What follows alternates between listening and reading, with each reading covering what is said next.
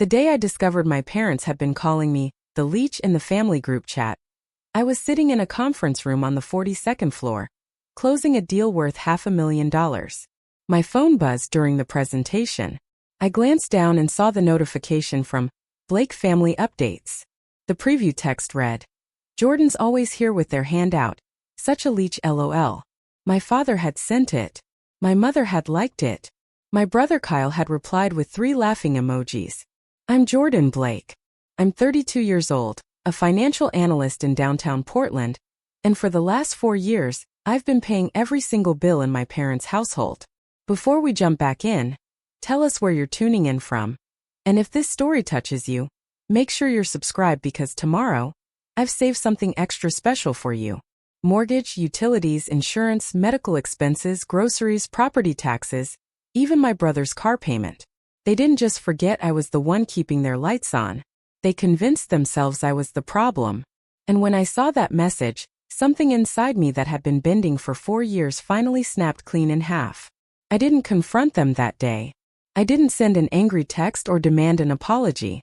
Instead, I did something they never expected from their reliable, dependable, always there them oldest child. I stopped. Completely. And what happened next taught all of us a lesson about gratitude, entitlement, and what happens when you bite the hand that's been feeding you for 4 straight years. Growing up in Beaverton just outside Portland, I used to think our family was pretty standard. Not rich, not struggling, just comfortably middle class in a neighborhood where everyone knew everyone and summer meant barbecues that lasted until the streetlights came on. Our house was a craftsman-style place built in the 80s, nothing fancy but solid. It had this wide front porch where my dad would sit every evening with a beer, waving to neighbors walking their dogs. My mom kept a garden out back that she was ridiculously proud of, rows of tomatoes and herbs that she'd used to make these elaborate Sunday dinners. My brother Kyle was 4 years younger than me, and back then he was just an annoying kid who hogged the Nintendo and told on me whenever I stayed out past curfew. But he was my annoying kid brother, and I looked out for him the way older siblings do.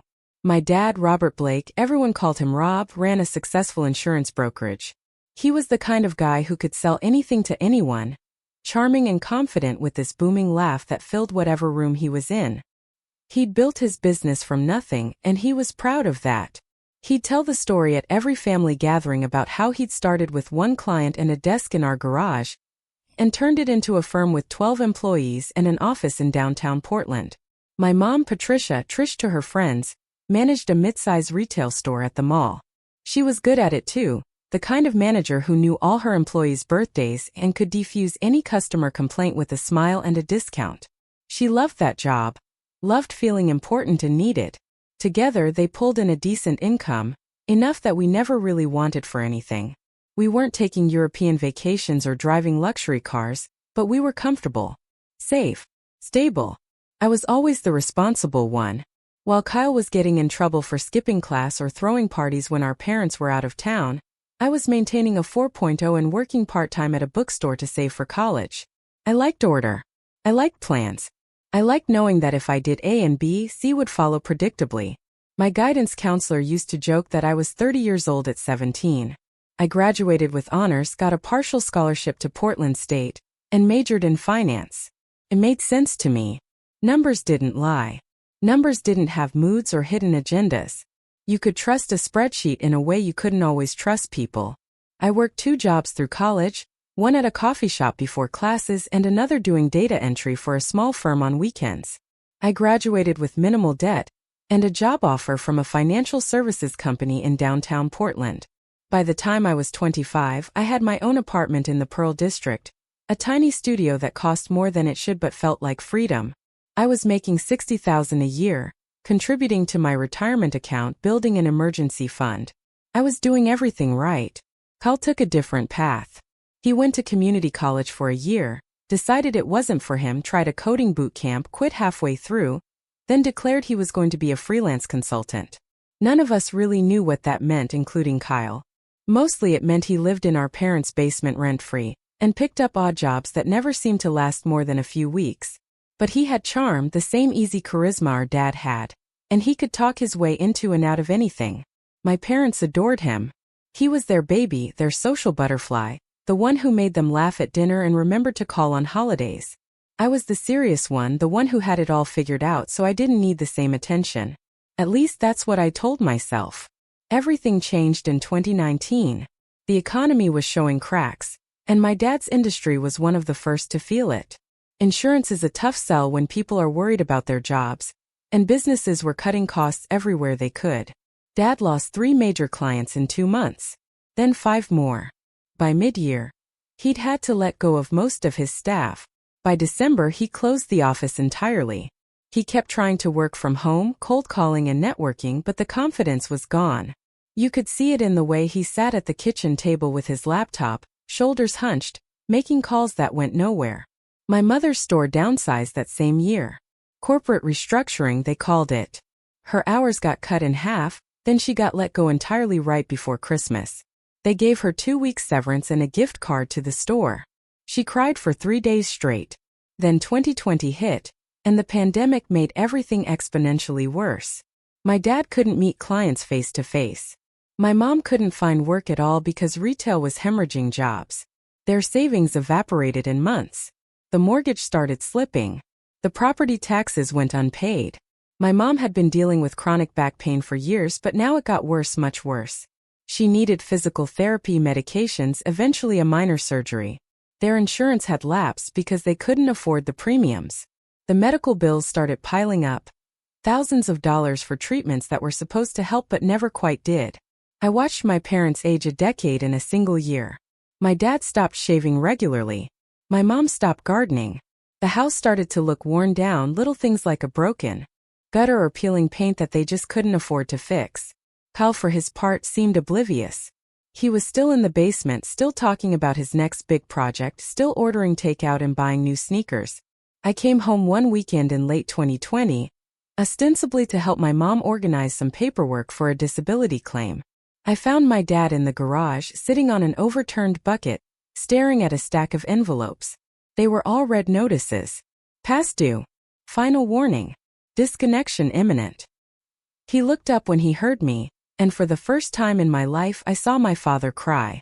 Not just tear up, but actually sob, his whole body shaking with it.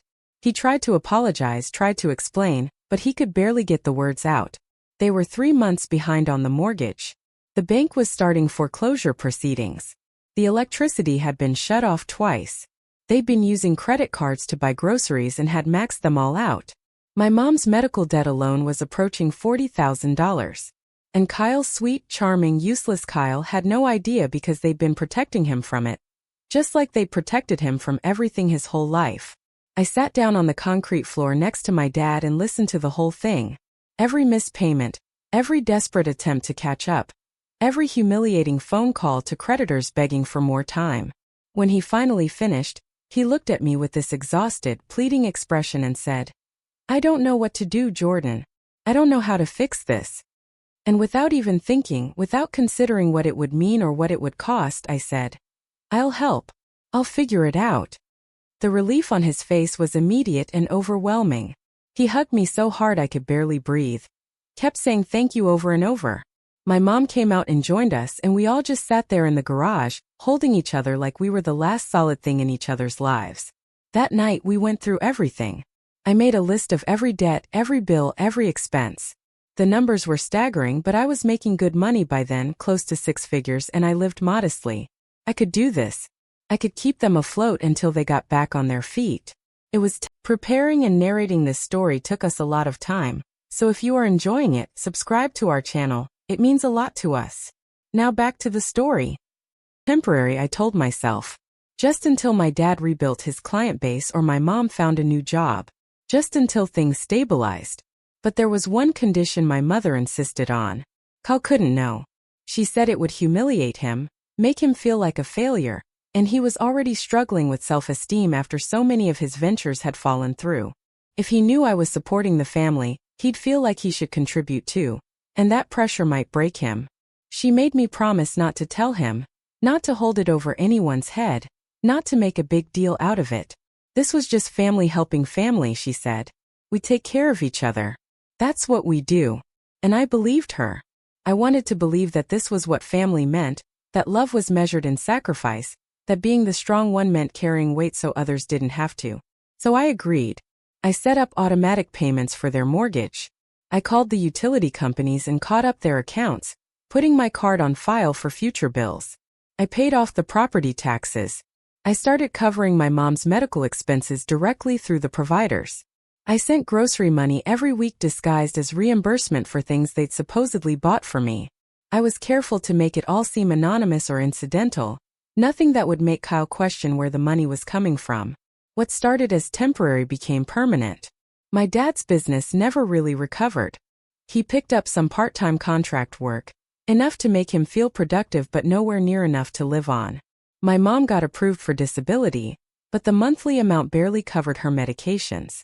Kyle continued floating through life, occasionally landing a gig that lasted a few weeks before moving on to the next half-baked idea. And I kept paying. Month after month, year after year. The mortgage, $1,200 a month. Utilities, another $300. Internet and phones, $150. Car insurance for 2 vehicles, $200.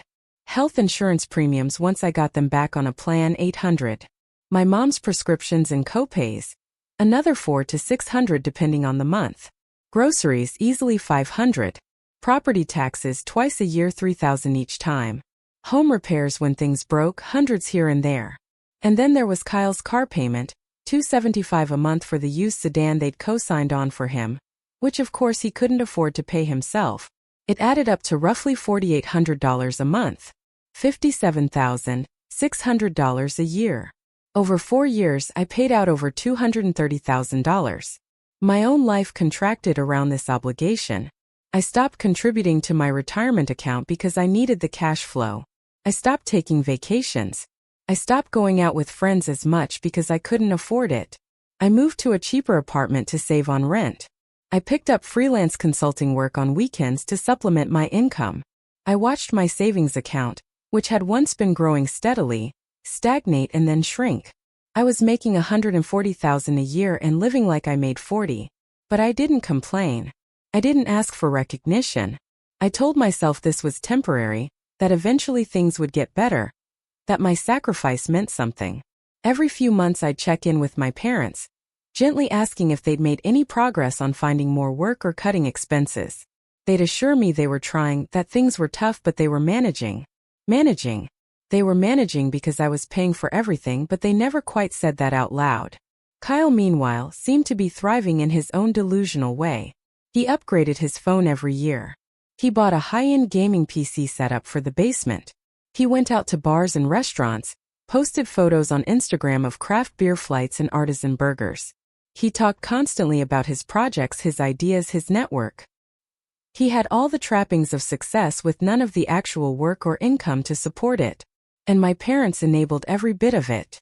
They praised his creativity, his entrepreneurial spirit, his resilience. When I'd visit for Sunday dinners, the conversation always centered on Kyle. What he was working on, who he'd met, what opportunities were on the horizon. I'd sit there quietly, eating the meal I'd indirectly paid for, listening to them fawn over my brother who contributed nothing. When they asked about my life, it was perfunctory. Work's good. That's great, honey. Still at the same company? Wonderful. And then right back to Kyle. I started to feel invisible. Not just unappreciated but actually unseen, like I was a utility they'd forgotten was even running. You don't think about electricity until it shuts off. You don't think about water until the tap runs dry. I was the infrastructure of their lives, essential but ignored. And the worst part was I'd agreed to it. I'd volunteered for this invisibility by insisting my help remain secret. I'd made myself into a ghost, and now I haunted my own family, watching them live lives I was funding while they looked right through me. The resentment started small, just a tiny seed of bitterness that I could easily dismiss. But over 4 years that seed grew roots. It spread through me slowly, wrapping around my thoughts, coloring every interaction. When my mom complained about money being tight, I'd bite my tongue so hard I'd taste blood. When my dad talked about how hard he was working on his part-time gigs, I'd nod and smile while mentally calculating that his monthly income wouldn't even cover the utilities I was paying.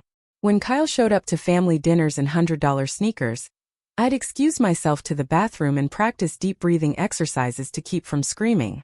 But I never said anything. because that was the deal. That was what being the responsible one meant. You shoulder the burden quietly. You don't make people feel bad. You don't create conflict. You just keep going, keep giving, keep sacrificing because that's what good people do. That's what family means. At least that's what I kept telling myself, right up until the moment I saw that message in the group chat and realized my family had created an entirely different narrative. One where I was somehow the villain in a story I'd been writing with my bank account for 4 straight years. The group chat had been created about 2 years into my secret funding operation. My mother had insisted on it, saying it would help us all stay connected, especially during the pandemic when we couldn't see each other as often. She named it Blake Family Updates with a little heart emoji, and at first it was innocuous enough. My dad would send photos of dinners he'd cooked. My mom would share articles about health tips or funny animal videos. Kyle would drop in with memes or screenshots of whatever he was supposedly working on that week. I participated minimally, usually just liking messages or sending the occasional thumbs up. I was busy with work, busy with the freelance projects I'd taken on to supplement my income, busy keeping their entire lives afloat while pretending everything was normal. Looking back now, I can pinpoint exactly when the tone of the chat started to shift. It was subtle at first, easy to miss if you weren't paying close attention, and I wasn't because I was exhausted all the time. It started with little comments about responsibility and work ethic, generic statements that seemed harmless on the surface. My dad would send something like, "Nothing worth having comes easy, you have to work for what you want," with a little flexed muscle emoji. My mom would chime in with, "Some people understand the value of hard work, and some people just expect things to be handed to them."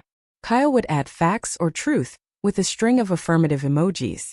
At first, I assumed they were talking about themselves, motivational messages to keep their spirits up during difficult times. It never occurred to me that these messages might be directed at anyone specific, certainly not at me. Then the comments became less abstract. My mom started sending messages about people who take advantage of family generosity. My dad would share articles about adult children who mooch off their parents, usually with some comment like, "This is an epidemic, people need to learn independence." Kyle, ever the dutiful youngest child, would enthusiastically agree with whatever they said, adding his own commentary about how some people never grow up. I remember one particular exchange where my mother sent a long voice message, which I listened to while walking to work one morning, about how disappointed she was in certain people, who always seemed to need something, who were always asking for help, who never seemed to get their lives together despite being perfectly capable. She didn't name names, but her tone was dripping with judgment and frustration. I was baffled. I couldn't figure out who she was talking about. I certainly wasn't asking them for anything. I was the one giving, constantly, silently, without any expectation of return. I wondered if maybe they'd reconnected with some extended family member I didn't know about, some cousin or old friend who was causing them stress. It honestly didn't occur to me, not even for a second, that they might be talking about me. Why would they? I was the one paying their bills. I was the solution to their problems, not the cause of them. The cognitive dissonance required to believe they were complaining about me would have been too massive to process, so my brain simply didn't go there. The complaints in the chat escalated over the following months. They started using the word leech casually, almost like an inside joke. "Don't be a leech" became a frequent sign-off on messages. "Nobody likes a leech" would appear randomly in conversations about completely unrelated topics. Kyle seemed particularly fond of the term, using it in memes he'd share or as a punchline to stories about people he'd encountered. My parents would laugh, sending crying laughing emojis, and I'd scroll past feeling vaguely uncomfortable but still not connecting the dots. There were also frequent discussions about people who lived above their means, or who were financially irresponsible. My mother once sent a long text about how she'd seen someone at the grocery store using food stamps while wearing expensive shoes, and how that represented everything wrong with certain people these days. My dad agreed enthusiastically, adding that too many people wanted to look successful without putting in the work to actually be successful. The irony was so thick I could have choked on it, but I still didn't see it. I was too close, too invested in maintaining the fiction we'd all agreed to. The fiction that they were managing fine on their own, that my help was minimal and temporary, that we were all just doing our best in difficult circumstances. I needed to believe that fiction because the alternative, that I was destroying my own financial future to support a family that not only didn't appreciate it but actively resented me, was too painful to contemplate. So I kept scrolling past the messages, kept making the payments, kept showing up for Sunday dinners where the conversation followed the same patterns as the group chat, just slightly more veiled in person. Then came the Thanksgiving disaster. It was 2023, 4 years into my financial support, and my parents had decided to host a big family dinner despite their supposed financial difficulties. I offered to bring dishes to contribute, but my mother insisted she had it covered. She was making a turkey, stuffing, 3 kinds of pie, the works. When I arrived that Thursday afternoon, the house smelled incredible, and the dining room table was set like something out of a magazine. My mother was in her element playing hostess, and my father was outside grilling appetizers on a new barbecue that I definitely didn't remember them having before. Kyle was in the living room with a couple of his friends who'd apparently been invited to join us, all of them drinking expensive craft beers and laughing loudly at something on Kyle's phone. I helped my mom in the kitchen, mashing potatoes and arranging vegetables on serving platters. She was talking nonstop about how wonderful it was to have everyone together, how important family was, how grateful she felt despite the challenges they'd faced. I agreed warmly, genuinely happy to see her in good spirits. Then she said something that made me pause. She mentioned how proud she was that they'd managed to turn things around, that they'd been so close to losing everything but they'd pulled through by being smart and frugal and making tough choices. I looked at her, really looked at her, and realized she believed what she was saying. In her mind, they had turned things around. They had saved themselves. Somehow, my contribution had been erased from the narrative entirely, or maybe it had never been part of the narrative to begin with. Dinner was uncomfortable in ways I couldn't quite articulate. My dad made a toast about resilience and hard work, about how the Blake family doesn't give up when times get tough. Everyone raised their glasses and cheered. I raised mine too, smiling on autopilot while my mind was racing. Kyle told a long story about a consulting project he'd supposedly just landed, something about social media marketing for a startup, and my parents beamed at him like he just announced he'd won the Nobel Prize. One of Kyle's friends asked me what I did, and when I said I was a financial analyst, he made a joke about how I must be rich then, and everyone laughed. Kyle added, "Yeah, Jordan's got it all figured out, living that downtown life," with a tone that somehow managed to be both complimentary and dismissive at the same time. After dinner, I helped clean up while everyone else relaxed in the living room. My mother and I were alone in the kitchen, loading the dishwasher, when she brought up the group chat. She mentioned that she'd been sending some messages about personal responsibility lately, and she hoped I didn't think they were too preachy. She just felt strongly about people needing to stand on their own 2 feet, especially in this economy. I made some non-committal sound of agreement, and she continued, saying that she worried about people my age sometimes, how they seem to struggle with independence, always needing help from their parents, never quite launching successfully into adulthood. The conversation was so bizarre, so disconnected from reality, that I actually wondered if she'd forgotten who she was talking to. I was the independent one. I was the one who'd launched. I was the one helping them, not the other way around. I didn't say anything though. I just kept loading dishes and nodding occasionally while she talked. Part of me wanted to scream, to lay out every bank statement and payment confirmation and show her exactly who was helping whom. But the larger part of me, the part that had been trained for 4 years to stay quiet and keep the peace, won out. I finished cleaning, said my goodbyes, and drove back to my apartment in the rain, feeling more alone than I'd felt in years. That night I couldn't sleep. I kept replaying moments from the day, comments that had seemed off, glances that had felt loaded. I pulled out my phone and scrolled back through months of group chat messages, reading them with fresh eyes, and slowly, horribly, the truth started to crystallize. They weren't talking about some abstract group of irresponsible people. They were talking about me. Every comment about leeches, every complaint about people taking advantage, every smug message about self-sufficiency, it was all directed at me. But how? How could they possibly see me as the one taking advantage when I was the one giving everything?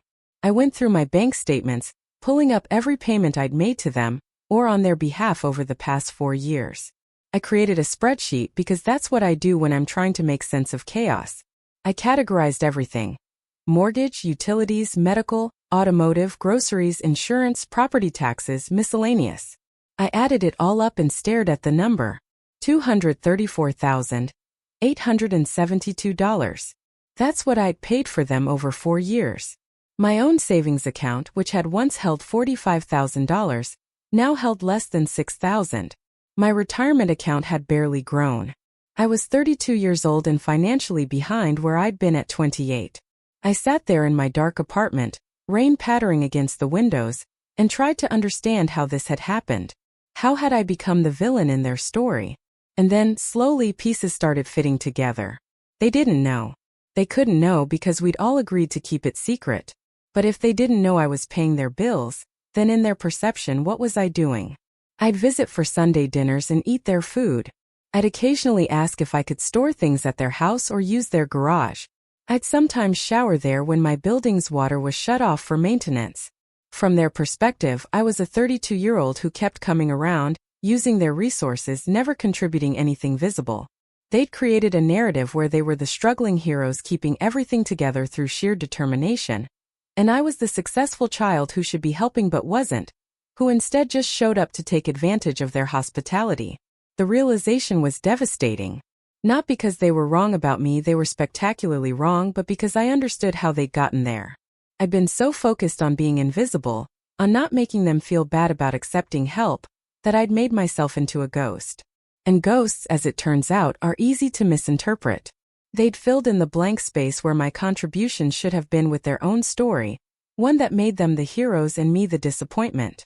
My mother's obsession with appearances, with being seen as capable and independent, couldn't allow for the truth that they'd needed massive help to survive.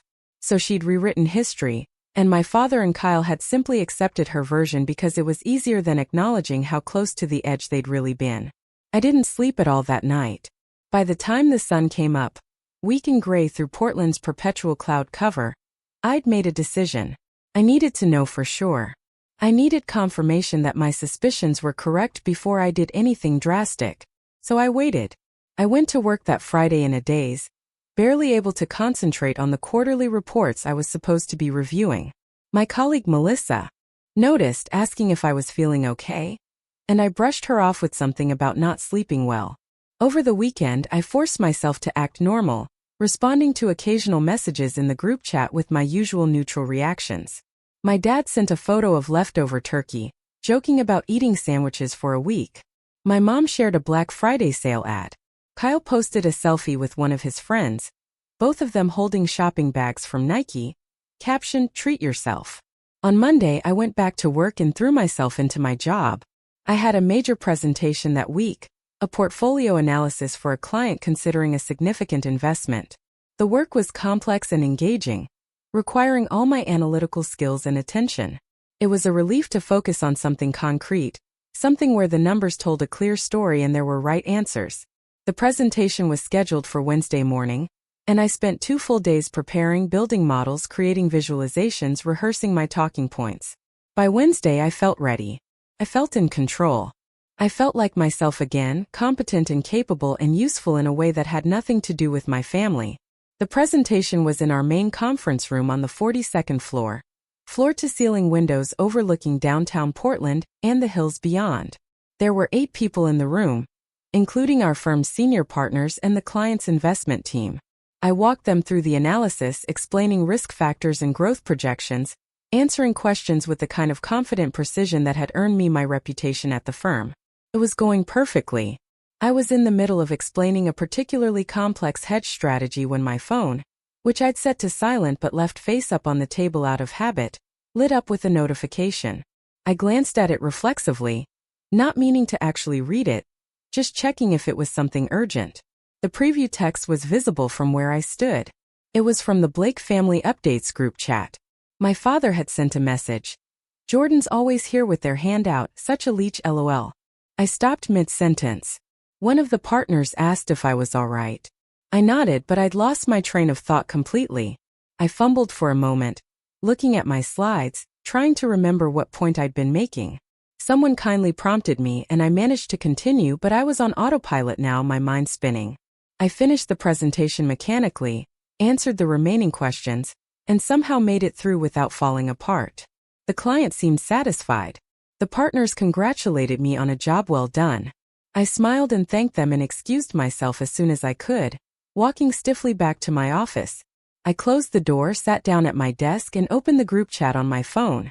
The message was there exactly as I'd seen it. My father had sent it 20 minutes ago. Jordan's always here with their hand out. Such a leech, lol. My mother had liked it. Kyle had replied with 3 laughing emojis and added, truth, always asking for something. I scrolled up, looking at the context. They'd been discussing dinner plans, talking about maybe doing a Christmas potluck in a few weeks. My mom had mentioned that she'd need to budget carefully. My dad had said something about how some people never learn to live within their means. Then the message about me. I read it again and again, trying to make it make sense. Always here with their hand out. Always asking for something. I tried to think of the last time I'd asked them for anything. Actually asked. I couldn't remember. Maybe I'd asked to borrow a tool from the garage? Maybe I'd asked if they had an extra bag when I brought groceries once? These were the interactions they'd twisted into a narrative of me constantly taking from them. I sat there for I don't know how long, just staring at my phone. Melissa knocked on my door at some point, poking her head in to say the client had officially signed and the partners were thrilled. I must have responded appropriately because she smiled and left, but I have no memory of what I said. All I could think about was the message. The casual cruelty of it. The LOL at the end, like my supposed parasitism was just a funny joke they could all laugh about together. The fact that my mother had liked it. That Kyle had enthusiastically agreed. That this wasn't just one person's momentary frustration but a shared family opinion. This was how they saw me. After 4 years of quietly sacrificing my own financial security to keep them housed and fed and comfortable, they saw me as a leech. Something in me cracked. Not broke, not shattered, just cracked. Like ice on a pond when the temperature finally drops enough. And through that crack something cold and clear flowed in. Clarity. For 4 years I'd been operating under a delusion, the delusion that my sacrifice meant something, that it was building goodwill or strengthening bonds or at least keeping my family safe. But it wasn't doing any of those things. It was just enabling them to maintain their comfortable ignorance while I slowly destroyed my own future. They didn't appreciate what I was doing because they didn't even know I was doing it. And whose fault was that? Mine. I'd agreed to the secrecy. I'd volunteered to be invisible. I'd chosen to be the infrastructure instead of a person. But infrastructure can be shut off. And maybe it was time for them to learn what happened when you took essential services for granted. I left work early, something I never did, claiming I wasn't feeling well. I drove home through downtown Portland's rainy streets, past the food carts and boutiques and coffee shops that made up my neighborhood. A neighborhood I loved but could barely afford anymore, because I was funneling all my money to a family that thought I was a joke. When I got to my apartment, I didn't turn on the lights. I just sat on my couch in the gray afternoon darkness and let myself feel everything I'd been suppressing for 4 years. The anger. The hurt. The betrayal. The sheer exhausting weight of being unseen by the people who were supposed to know you best. I cried, something I rarely allowed myself to do, and it felt like draining an infected wound. Painful but necessary. When I was done crying, I opened my laptop. I pulled up my banking portal and my carefully maintained spreadsheet. I looked at every automatic payment I'd set up, every recurring transfer, every saved payee. Mortgage payment to Pacific Northwest Bank, due the 1st of every month. Electric and gas through Portland General, autopay enabled. Water and sewer through the city linked to my card. Internet and cable through Comcast, my account. Phone plan for all 3 of them, my family plan. Car insurance, my policy covering all vehicles. Health insurance premiums paid through my HSA. Property taxes, reminder set for April and October. Groceries, weekly Venmo transfers disguised as paying them back for things they'd supposedly bought me. My mother's prescriptions, automatic refills charged to my card. Kyle's car payment, auto-drafted from my checking account. It was all there, a complete map of their survival, and every road led back to me. I started making a new spreadsheet. This one wasn't just numbers. This one was a timeline. Every payment I'd made, organized by date and category, with a description of what it was for, and which family member it benefited. I included screenshots of payment confirmations. I linked to bank statements. I was meticulous because precision was my refuge, the thing I could control when everything else felt chaotic. Took hours. By the time I was done, it was dark outside, and my apartment was illuminated only by the blue glow of my laptop screen. The document was 37 pages long. The grand total, including interest I'd lost on savings and retirement contributions I'd missed, was over $250,000. $250,000 over 4 years to support a family that called me a leech in their group chat. I saved the document. I backed it up to 3 different cloud services because losing it wasn't an option. Then I closed my laptop and sat in the dark, listening to the rain and traffic outside. I thought about my parents, about the people they used to be versus who they'd become. I thought about Kyle, about whether he was truly oblivious or willfully ignorant. I thought about myself, about how I'd gotten here, about the choices I'd made and why I'd made them. And I thought about what came next. Because something had to come next. I couldn't just keep going like this, couldn't just pretend I hadn't seen that message, couldn't just continue being the invisible support system for people who viewed me as a burden. The crack in the ice was spreading. Soon the whole surface would give way. And I needed to decide whether I was going to drown or finally learn to swim. I didn't make any decisions that night. I just sat with the weight of what I'd discovered, letting it settle into my bones. The next morning, Thursday, I woke up early despite having barely slept. My mind was already racing before my eyes even opened, running through scenarios and possibilities like a computer program stuck in a loop.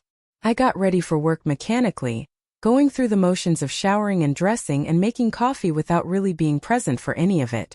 On the train downtown, I stared out the window at the gray Portland morning, at the people hurrying through the rain with their umbrellas and travel mugs, all of them moving through their lives with purpose and direction while I felt completely unmoored. At the office, I couldn't concentrate. I had emails to answer and reports to review, but every time I tried to focus, my mind would drift back to that group chat message. I kept pulling it up on my phone, reading it over and over like maybe the words would change or reveal some hidden meaning I'd missed. They never did. It always said the same thing. My father calling me a leech. My mother agreeing. Kyle piling on. The casual cruelty of it, the thoughtless dismissiveness, felt worse each time I read it. Around mid-morning, Melissa stopped by my desk with coffee. She set a cup down in front of me and perched on the edge of my workspace, studying my face with the kind of concern that meant she'd noticed something was seriously wrong. She asked if I wanted to talk about it. For a moment I almost said no, almost brushed her off again the way I had the day before. But something in me was so tired of carrying everything alone, so exhausted by the weight of secrets and silence, that I found myself saying yes. We went to one of the small conference rooms, the kind used for private calls, and I closed the door. Then, for the first time in 4 years, I told someone the truth. I told her about my parents' financial collapse, about the agreement to help them secretly, about the years of payments and sacrifice. I told her about the group chat, about the messages calling me a leech, about the casual way my family had decided I was the problem. I showed her the spreadsheet I'd made, all 37 pages of it, and watched her eyes widen as she scrolled through the numbers. When I finished talking, Melissa was quiet for a long moment. Then she said something I didn't expect. She asked why I'd agreed to keep it secret in the first place. What did I get out of the arrangement? I started to answer that I didn't get anything, that it wasn't about getting something, it was about helping family. But she interrupted me gently, pointing out that even altruism has motivations. What had I been hoping would happen? What need was I trying to fill? The questions made me uncomfortable because I didn't have good answers. Or rather, I had answers I didn't want to examine too closely. I wanted to be needed. I wanted to be essential. I'd wanted to prove that I was the good child, the responsible one, the one who could handle anything. I'd wanted my parents' approval and gratitude, even if they couldn't express it directly because they didn't know what I was doing. Melissa listened to all of this and then said something that hit me like cold water. She said it sounded like I'd made a deal with myself where I'd be the hero of the story, and now I was angry that my family wasn't following the script I'd written for them. She wasn't wrong. I had written a script, one where I sacrificed silently and they eventually realized what I'd done, and were overcome with gratitude and love. One where my nobility redeemed their struggles and brought us all closer together. But that wasn't what had happened. Instead, they'd written their own script, one where I wasn't even a supporting character, just an occasional inconvenience. The collision of these two narratives, mine and theirs, had created the mess I was now sitting in. We talked for over an hour. Melissa asked practical questions that I hadn't let myself consider. What did I want to happen now? Did I want to confront them? Did I want to stop paying? Did I want an apology? Did I want recognition? What would actually make this right for me? I realized I didn't know. I'd been so focused on the injustice of being called a leech while paying for their lives that I hadn't thought through what resolution would even look like. Melissa suggested I talk to a therapist, which seemed both obvious and somehow radical. I'd never been to therapy. I'd always thought of it as something other people needed, people who couldn't manage their problems through logic and planning. But my logic and planning had gotten me into this situation, so maybe it was time to try something different. That afternoon, instead of going back to my desk, I searched for therapists in Portland who specialized in family issues. I found one, Dr. Rachel Kim, who had availability the next week and took my insurance. I booked an appointment for the following Tuesday, telling myself I was just exploring options, just gathering information. I wasn't committing to anything yet, but even making the appointment felt like a small act of rebellion, like I was choosing to invest in myself instead of continuing to pour everything into my family. It was a strange feeling, both liberating and guilt-inducing. Shouldn't I be using that therapy money to help my parents? Wasn't it selfish to spend on myself when they had so many needs? These thoughts came automatically, well-worn grooves my mind had been traveling for 4 years. The rest of the week passed in a fog. I went to work, did my job, came home, and sat in my apartment wrestling with impossible questions. The group chat continued its usual activity. My mother posted a recipe she wanted to try. My father shared an article about interest rates. Kyle sent memes. Nobody mentioned me. The message calling me a leech had scrolled up into history, apparently forgotten by everyone except me. I didn't respond to anything in the chat. My silence went unnoticed. That felt significant somehow, proof that my participation had never really mattered. They had their little ecosystem and I was just a ghost haunting its edges, occasionally manifesting to be blamed for problems I was actually solving. On Saturday, I did something I hadn't done in months. I went hiking. There's a trail about 30 minutes outside Portland that winds up through forest to a viewpoint overlooking the Columbia River Gorge. I'd used to go there all the time before I'd gotten consumed by work and family obligations, back when I had time and energy for things I actually enjoyed. The day was cold but clear. One of those rare Pacific Northwest winter days where the clouds part and everything is sharp and bright. I drove out alone, parked at the trailhead and started climbing. The physical exertion felt good, necessary. My body was doing something while my mind churned through everything else. At the viewpoint, I sat on a bench and looked out at the river far below, at the mountains in the distance, at the infinite sky. I thought about how small I felt, how small my problems were in the context of all this geography and weather and time. But then I thought about how that logic could be used to dismiss anything, any hurt or injustice, because there was always something bigger to compare it to. My problems were small compared to the mountains, but they weren't small to me. They were my life. They were my savings account and my retirement and my future. They were my family relationships and my sense of self-worth and my understanding of what love was supposed to mean. Those things mattered, regardless of how they measured against the Columbia River Gorge. I pulled out my phone, intending to take a photo of the view, and saw new messages in the family chat. Kyle had sent a long paragraph about a new business idea, something involving cryptocurrency and social media influencers. My father had responded enthusiastically, saying it sounded promising. My mother had sent 3 heart emojis. It was so perfectly typical of our dynamic. Kyle's half-baked schemes met with unconditional support, while my actual stable career and genuine contributions went unacknowledged. I put my phone away without responding and sat there until my fingers went numb from the cold. When I finally hiked back down, I felt something I hadn't felt in a long time. I felt angry.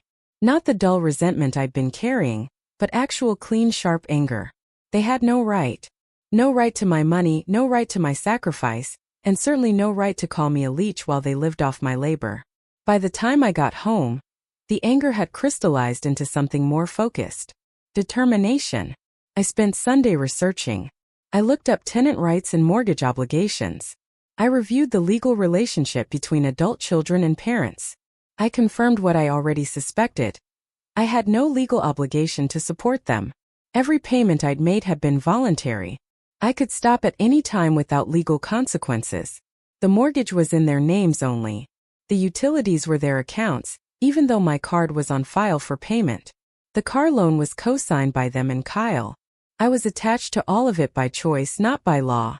That meant I could detach cleanly and completely whenever I decided to. I made lists because lists made me feel in control. One list was all the automatic payments I'd set up, with notes on how to cancel each one. Another list was all the accounts where my information was saved, with steps for removing it. A third list was all the documentation I'd need to gather to prove what I'd been paying, in case anyone questioned it later. I didn't know yet if I was actually going to do this to cut them off completely, but I wanted to know how. I wanted to understand the mechanics of walking away. There was something empowering about realizing it was even possible. For 4 years I'd felt trapped by obligation and love and family loyalty. But I wasn't trapped. I'd built my own cage and I could dismantle it just as deliberately as I'd constructed it. On Tuesday, I went to my first therapy appointment. Dr. Kim's office was in a quiet building in Northwest Portland. All calm colors and soft lighting designed to make people feel safe enough to fall apart. She was younger than I expected, maybe 40, with a direct way of speaking that I appreciated. She didn't waste time on small talk. She asked why I was there and I told her, laying out the whole situation as clearly as I could. She listened without interrupting, taking occasional notes, her expression neutral but attentive. When I finished, she asked me one question. What did I think I deserved from my family? The question stopped me cold. I'd been so focused on what they deserved, what they needed, what they expected, that I'd never considered what I deserved. I started to say something vague about respect and appreciation, but she pushed me to be specific. Did I deserve to be thanked? Did I deserve to have my contributions acknowledged? Did I deserve to be included in family decisions about money? Did I deserve to be treated as a valued member of the family, rather than a convenient resource? Yes, I said to all of it. Yes, I deserved those things. Saying it out loud felt dangerous and thrilling, like admitting to something shameful. Dr. Kim asked what I was getting instead. I told her about the group chat, about the Leech comments, about the complete lack of awareness or gratitude. She asked how that made me feel and I said angry, hurt, invisible, used. She nodded and wrote something down. Then she asked the harder question. Why was I continuing to give to people who made me feel that way? What was I getting out of it? I gave her the same answers I'd given Melissa. About being needed and proving myself and fulfilling family obligations. Dr. Kim listened and then offered a different framework. She suggested that I might be afraid of what would happen if I stopped. Not afraid of their practical consequences, but afraid of what it would mean about me if I let my family struggle. Afraid of being the kind of person who abandons family when they need help. Afraid of the guilt and the judgment and the possibility that I really was selfish for wanting recognition. She was right. Underneath all my anger and hurt was fear. Fear that if I stopped paying, I'd be proving them right somehow, proving that I was the bad child they decided I was. Fear that I'd lose them entirely, that the fragile connection we still had would dissolve if I removed the financial support holding it together. Fear that I'd regret it, that some emergency would happen and I'd have to live with knowing I could have prevented it but chose not to. Dr. Kim asked if those fears were based in reality or in old stories I'd been telling myself about what it meant to be a good person, a good child, a good family member. I didn't have an answer. She gave me homework, to write down all the rules I'd been following about family obligation, and to examine where each rule came from and whether I actually believed it or just thought I was supposed to. I left that appointment feeling raw and exhausted but also strangely lighter, like I'd set down a weight I'd been carrying for so long I'd forgotten it was there. Over the next few days I did the homework. I filled pages with rules. Family comes first. You help your parents no matter what. Asking for recognition is selfish. Money shouldn't matter between family members. The oldest child has extra responsibility. You don't give up on people you love. If you can help, you should. Love means sacrifice. Some of these rules came from my parents, lessons absorbed through years of observation and direct teaching. Some came from broader cultural messages about family and duty. Some I'd apparently made up myself, internalizing expectations that nobody had actually stated out loud. The exercise of writing them all down and examining them was revelatory. Many of the rules contradicted each other. Some of them I didn't actually believe when I looked at them directly. And almost all of them were one-directional, demanding things from me without acknowledging what I should receive in return. There was no rule about parents respecting their adult children. No rule about family members being honest with each other. No rule about gratitude or reciprocity or basic acknowledgement. The whole system was designed to extract and extract and extract with nothing flowing back. No wonder I felt drained. I'd been operating according to a value system that treated me as a resource rather than a person. By the end of that week, I'd made a decision. I was going to confront them. Not angrily, not dramatically, but clearly and directly. I was going to tell them what I'd been doing for the last 4 years. I was going to show them the spreadsheet and the payment records. I was going to ask them directly about the group chat messages. And then I was going to set boundaries based on their response. If they apologized, if they recognized what I'd done and committed to changing the dynamic, maybe we could rebuild something healthier. If they didn't, if they minimized or justified or blamed me, then I was done. I would stop all payments immediately and step back from the relationship. The decision felt both terrifying and necessary, like preparing to jump off a cliff while trusting that I'd somehow figure out how to fly on the way down. I spent the weekend preparing for the conversation. I printed out the spreadsheet, all 37 pages of it, and put it in a folder. I made a shorter summary document, just 1 page, showing the total amounts by category and year. I took screenshots of the group chat messages, the ones calling me a leech and complaining about people who take advantage. I rehearsed what I wanted to say, practicing in my apartment like I was preparing for a presentation, which in a way I was. This was the most important presentation of my life, and unlike my professional work, there were no do-overs if I messed it up. I had one chance to advocate for myself, to make my family see me clearly, and I couldn't afford to get emotional or lose focus. On Sunday evening, I texted the family chat. I said I needed to talk to everyone together, that it was important, and could we meet at their house the next day after I got off work. My mother responded immediately, asking if everything was okay, her message full of concern that felt ironic given the circumstances. I said everything was fine, I just needed to discuss something in person. My father said they'd be home after 5. Kyle sent a thumbs up. I confirmed I'd be there at 5:30, giving myself time to drive from my office and compose myself. Then I put my phone down and tried to distract myself with anything that would keep me from spiraling into anxiety about what was coming. Monday at work was interminable. Every hour felt like 3. I kept checking the clock, watching it crawl toward 5. Melissa stopped by my desk around lunch and asked if I was doing okay. I told her about the planned confrontation and she looked worried but supportive. She made me promise to text her afterward, to let her know I was all right. I appreciated the concern more than I could articulate. It reminded me that I had people in my life who saw me clearly, who valued me, who didn't take me for granted. My family's opinion of me wasn't the only opinion that mattered. I'd just been acting like it was for far too long. At 4:30, I left the office. I sat in my car in the parking garage for 10 minutes, breathing deeply, centering myself. I reviewed my main points one more time. I was not there to accuse or attack. I was there to inform and clarify. I was there to advocate for myself calmly and clearly. I was there to set boundaries and enforce consequences if those boundaries weren't respected. I could do this. I had facts and documentation. I had every right to stand up for myself.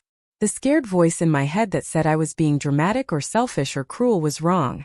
That voice had kept me silent for 4 years, and look where that had gotten me. I drove to their house through early evening traffic, the sky already dark because it was December and Portland winters were dim. When I pulled up to their house, every light was on inside, warm and golden against the cold night. For a moment, sitting in my car looking at that house, at the home I'd kept standing through sheer force of will and financial sacrifice, I felt a wave of sadness. This was my family.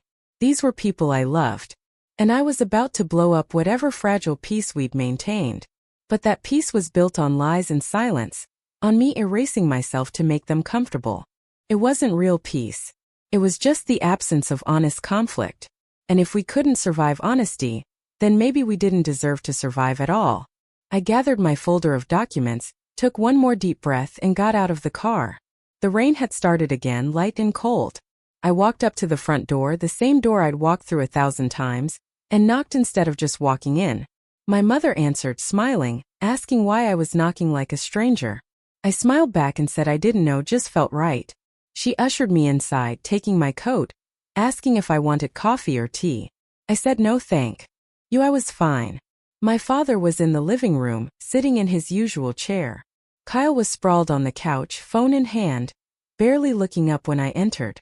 My mother settled into her spot on the love seat and looked at me expectantly. "So what's this all about, honey?" She was still smiling, curious and unconcerned. I sat down in the chair across from her, set my folder on the coffee table, and began.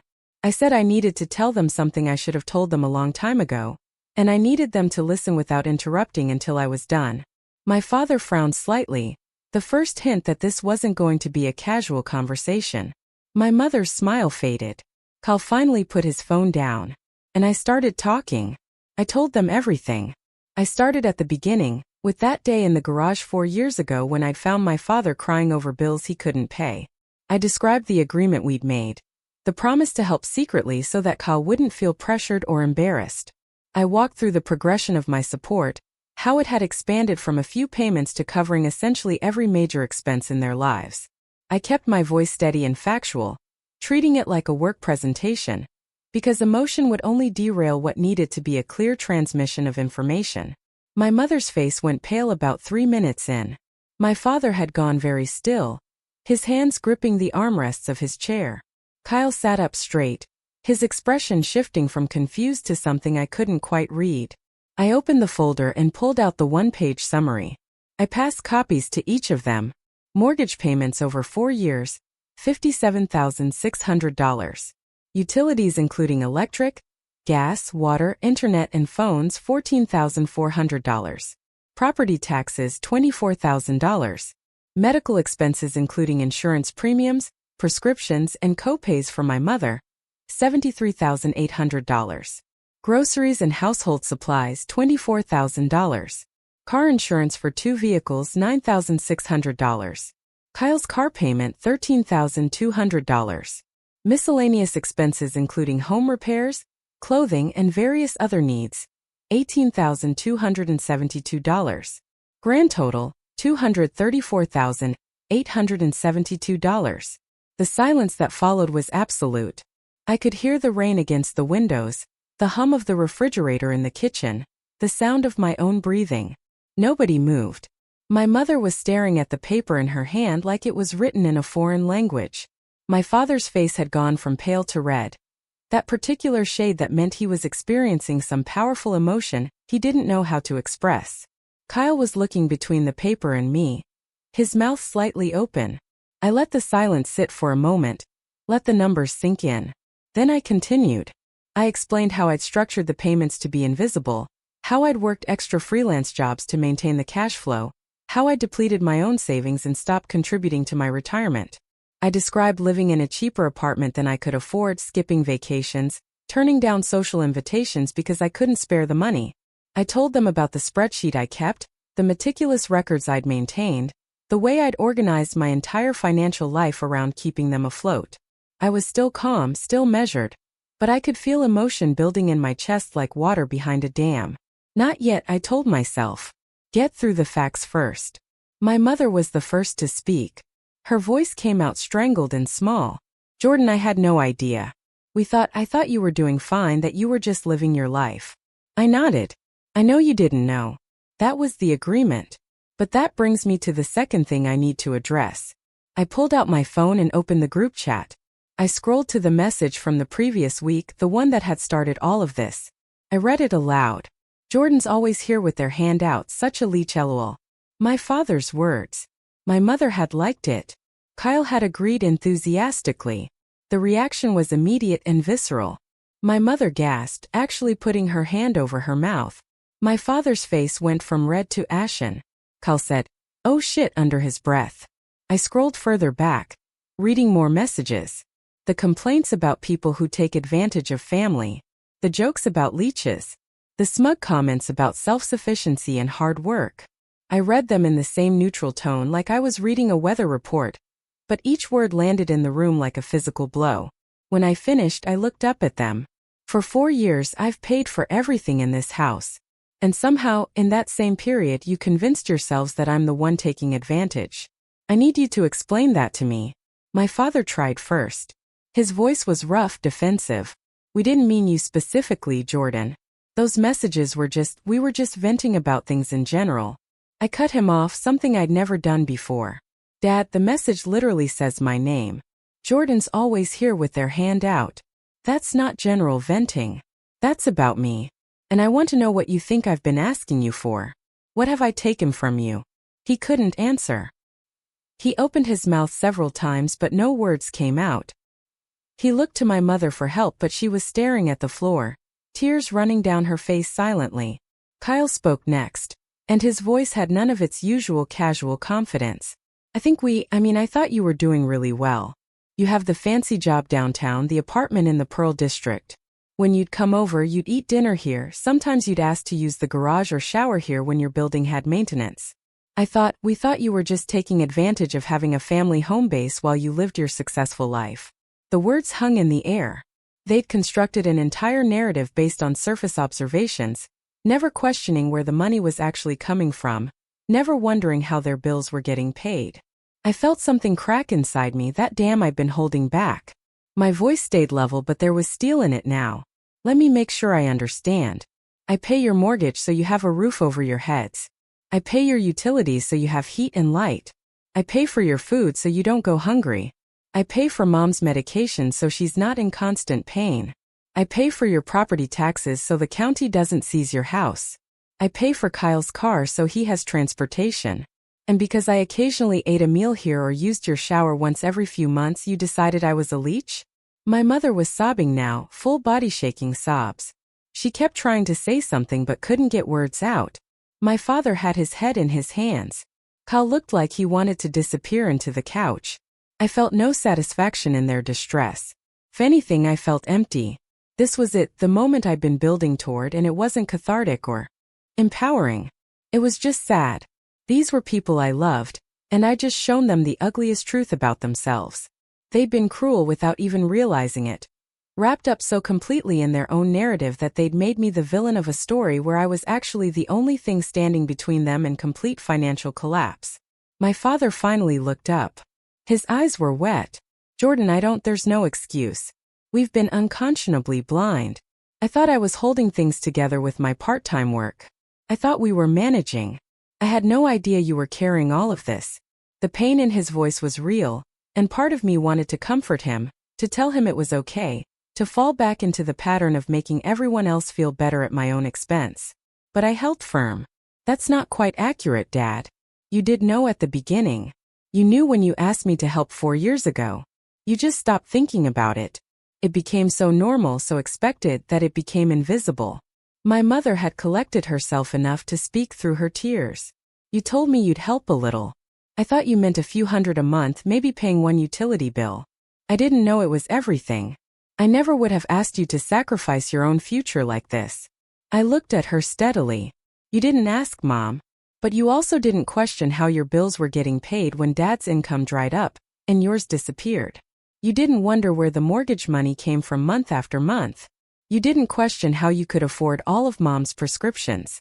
You just accepted it because it was convenient to accept it.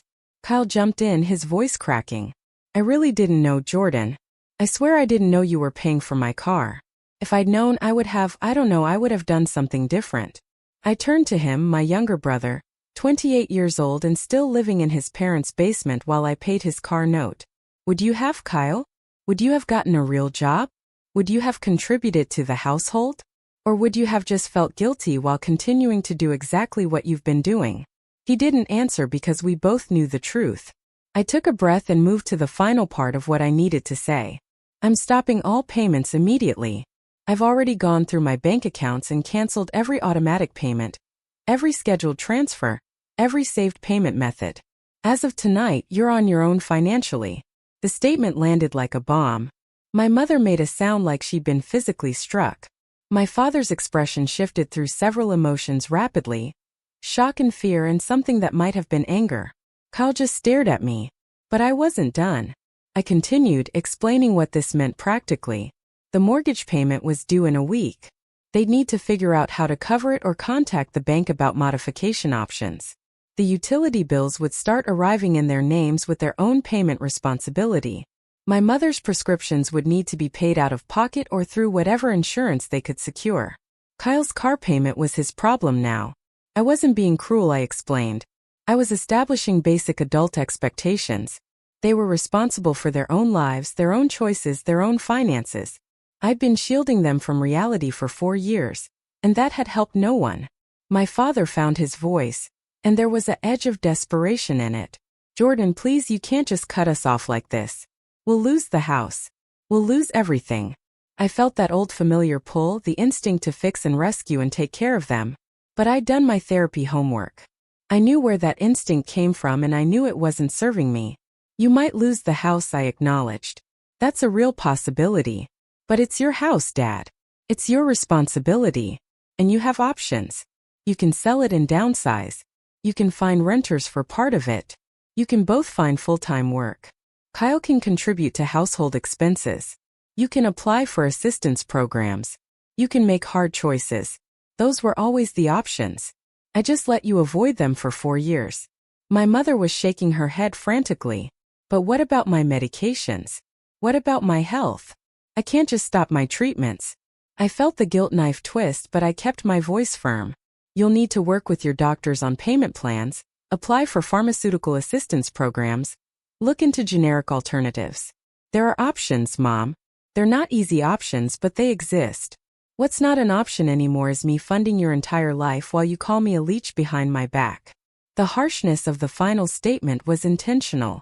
They needed to understand that this wasn't just about money.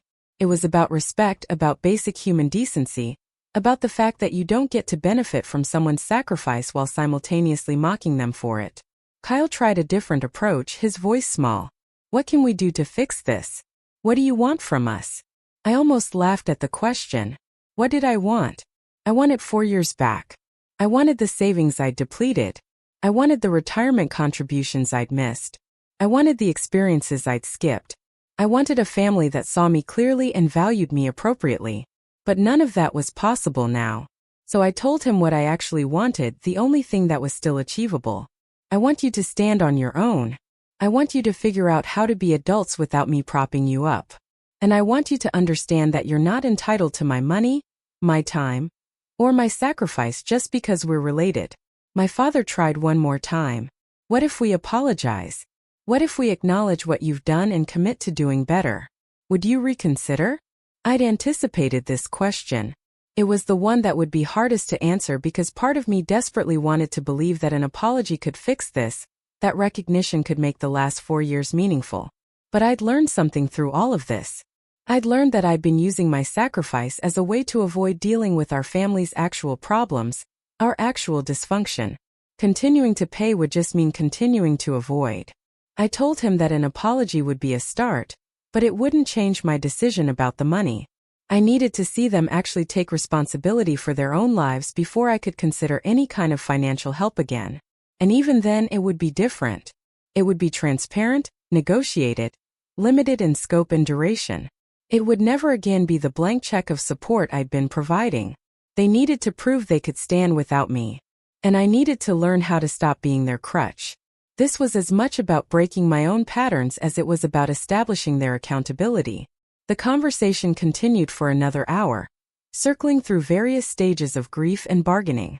My mother oscillated between sobbing apologies and defensive justifications. My father cycled through shock and anger and resignation. Kyle mostly stayed quiet, looking younger than his 28 years. I answered their questions as clearly as I could. Yes, I was serious. No, I wasn't going to change my mind. Yes, they could call me if there was a genuine emergency, but their mortgage being due was not an emergency in the traditional sense. No, I didn't hate them. Yes, I still loved them. But love didn't mean letting them destroy me financially while treating me like a burden. Eventually, there was nothing left to say. I gathered my folder and stood to leave. My mother grabbed my arm as I passed, her grip desperate. Please don't do this. Please don't give up on us. I looked down at her and felt a complicated mixture of love and exhaustion and sadness. I'm not giving up on you, Mom. I'm refusing to give up on myself. There's a difference. She let go and I walked to the door. My father called after me, asking when we'd see me again, if I'd still come for Christmas. I said I didn't know, that I needed some space, that I'd reach out when I was ready. Then I left. Sitting in my car in their driveway, I felt strange. Not relieved exactly, not triumphant, just deeply, profoundly tired. I'd done it. I'd advocated for myself. I'd set boundaries. I'd followed through on the decision I'd been building toward. But it didn't feel like victory. It just felt like the end of something. The closing of a chapter that had been painful but also familiar. Now I was in uncharted territory, and I had no idea what came next. I texted Melissa like I'd promised, just a simple message saying it was done and I was okay. She replied immediately with supportive words and an offer to meet for coffee the next day. I accepted gratefully. Then I drove home through the rain, through the dark Portland streets, back to my small apartment that I could barely afford. The next few weeks were difficult in ways I hadn't fully anticipated. The practical side was fine. I'd already canceled all the payments, so there was nothing more to do on that front. My bank balance stopped hemorrhaging and actually started growing again, which was surreal after 4 years of constant depletion. I adjusted my budget to increase my retirement contributions back to healthy levels. I started researching condos in neighborhoods I liked, thinking about maybe buying a place of my own. These were good changes, tangible evidence that I'd made the right decision. But the emotional side was harder.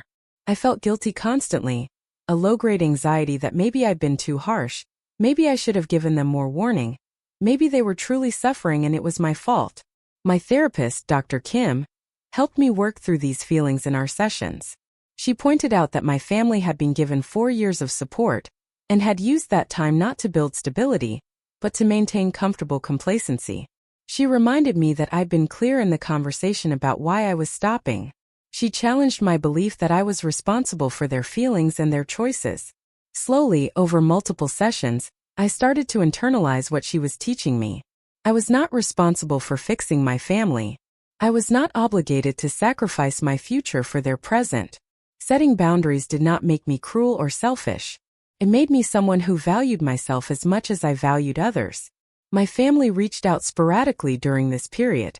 My mother sent long text messages that alternated between apologies and guilt trips. My father called a few times, leaving voicemails that ranged from contrite to frustrated.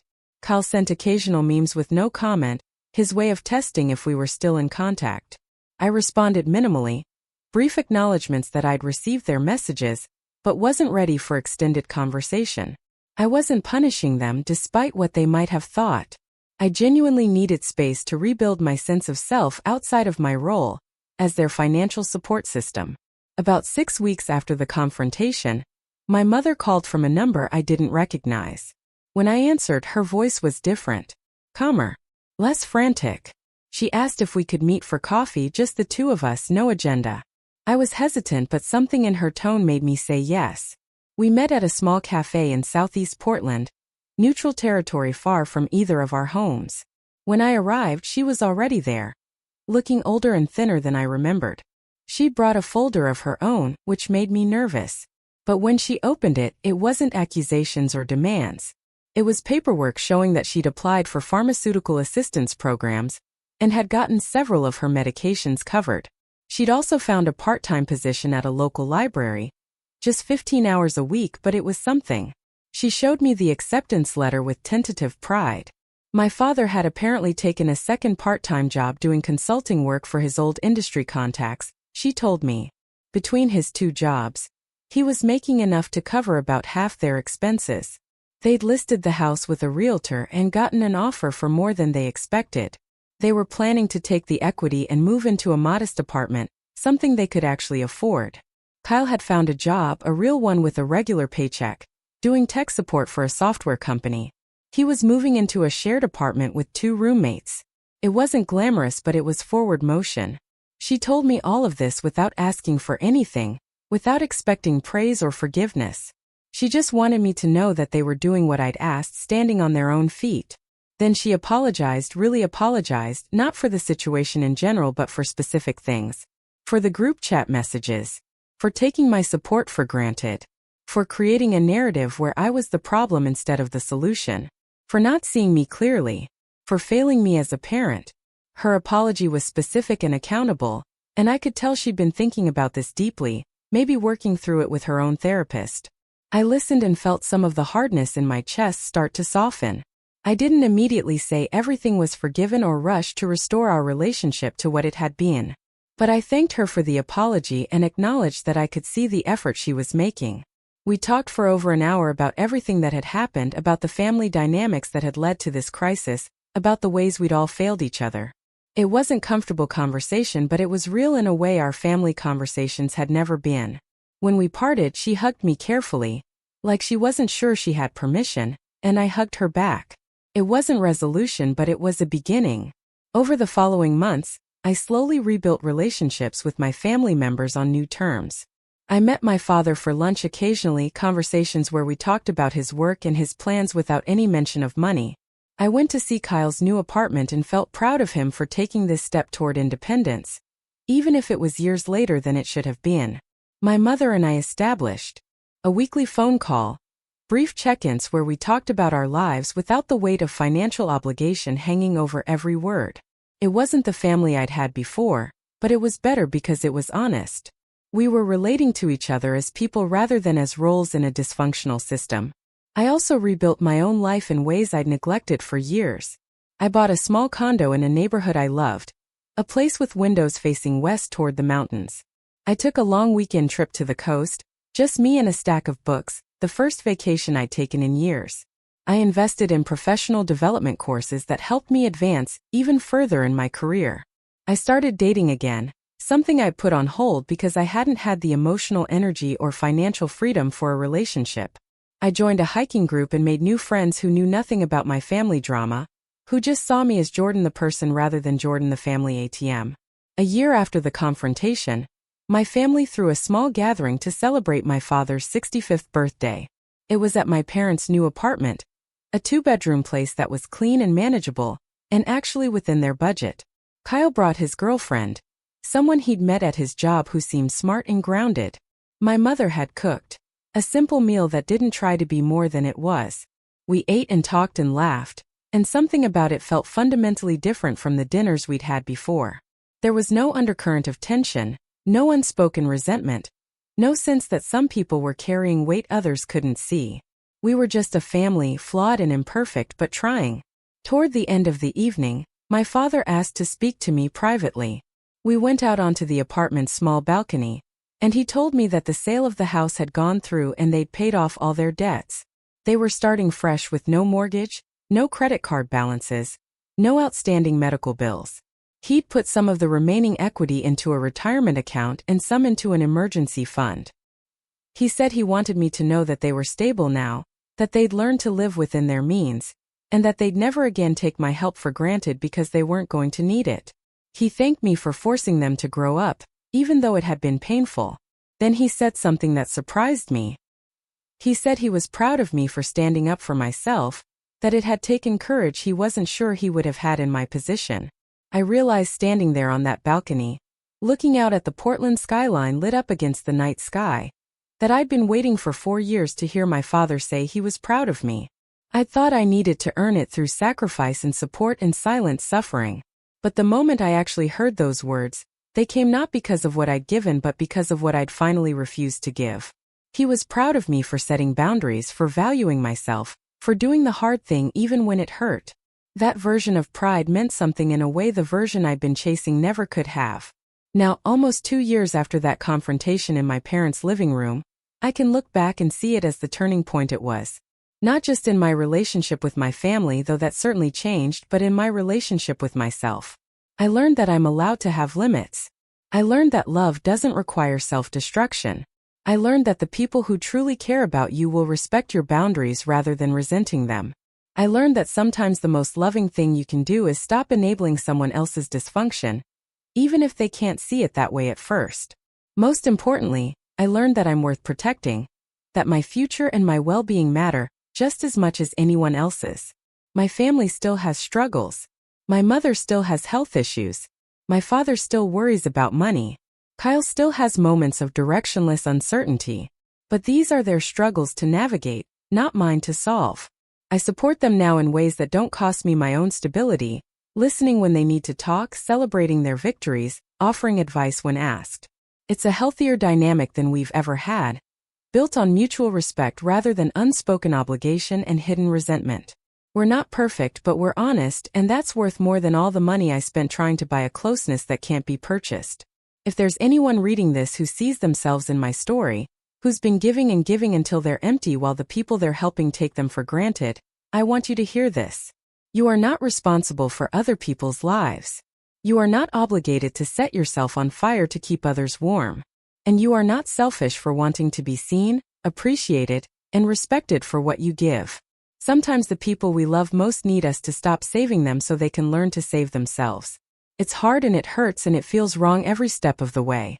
But on the other side of that hardness is a life where you're not invisible, where your contributions are valued because they're chosen rather than expected, where relationships are built on reality instead of convenient fictions. I still have the spreadsheet, all 37 pages documenting 4 years of silent sacrifice. I don't look at it often, but I keep it as a reminder. Not a reminder of what they took from me, but a reminder of what I was willing to give up for people who couldn't even see me clearly. It reminds me never to make myself that small again, never to accept invisibility as the price of love. Because real love doesn't require you to disappear. Real love sees you, values you, and meets you halfway. And anything less than that isn't love at all, no matter what name you give it. The Blake family is okay now. We're not the family we were, but we're the family we needed to become. And I'm okay too, maybe for the first time in years. My savings are growing. My career is thriving. My condo has mountain views and space for the life I'm building. I have friends who see me, a family learning to appreciate me, and a future that's finally my own. It took burning everything down to build something real, but standing in the ashes I can finally breathe. And that breath, that freedom, was worth every difficult moment it took to claim it. The email arrived on a Tuesday morning in late spring, almost 3 years after the night I'd walked out of my parents' house with a folder full of receipts and a heart full of resolution. I was at my desk in the downtown office, reviewing quarterly projections for a client portfolio, when the notification popped up on my screen. The subject line read, "Family Reunion Planning," and the sender was my mother. I hesitated before opening it, that old familiar wariness rising up even though our relationship had improved considerably. Old habits die hard. And part of me was still conditioned to expect requests wrapped in casual language, obligations disguised as invitations. But when I opened the email, it wasn't what I expected. My mother was writing to let me know that she and my father wanted to host a small gathering at their apartment in July to celebrate what she called new beginnings. She listed the reasons. My father was officially retiring from all work, having built up enough in Social Security and their modest savings to live comfortably. My mother had been promoted to full-time at the library and was loving the work. Kyle had gotten engaged to his girlfriend Rebecca, and they wanted to announce it to the family properly. And I had recently been promoted to senior analyst at my firm, an achievement my mother said she wanted to celebrate properly. The email was warm but not effusive, specific but not demanding. She ended it by saying that if I was too busy or preferred not to come, she'd understand completely, but that she hoped I'd be there. I read the email 3 times, looking for hidden expectations or subtle manipulations, but found none. It was just an invitation, cleanly offered with a genuine exit ramp if I needed it. I realized that this itself was growth, evidence of how much had changed. 3 years ago, any family gathering would have come with assumed attendance and implied obligation. Now my mother was acknowledging that I had the right to choose, that my time and presence were gifts rather than debts. I responded that I'd be there, and I'd bring dessert. She replied with a simple smiley face emoji and a thank you. The exchange was so normal, so functional, that it almost felt revolutionary. The weeks leading up to the gathering, I found myself reflecting on the journey that had brought us here. My therapy sessions with Dr. Kim had tapered off to monthly check-ins, then quarterly, and finally to an as-needed basis. I'd done the work of examining my patterns, understanding my motivations, and rebuilding my sense of self outside the role of family caretaker. The process had been harder than I'd anticipated, full of setbacks and moments where I'd questioned everything. There were nights when the guilt had been so overwhelming I'd almost called my parents to offer help with something, anything, just to ease the discomfort of watching them struggle. But I'd learned to sit with that discomfort, to recognize it as an old pattern trying to reassert itself rather than as truth about what I owed. Dr. Kim had helped me understand something crucial during one of our sessions about a year into the process. She'd pointed out that my family's crisis hadn't been a crisis at all in the traditional sense.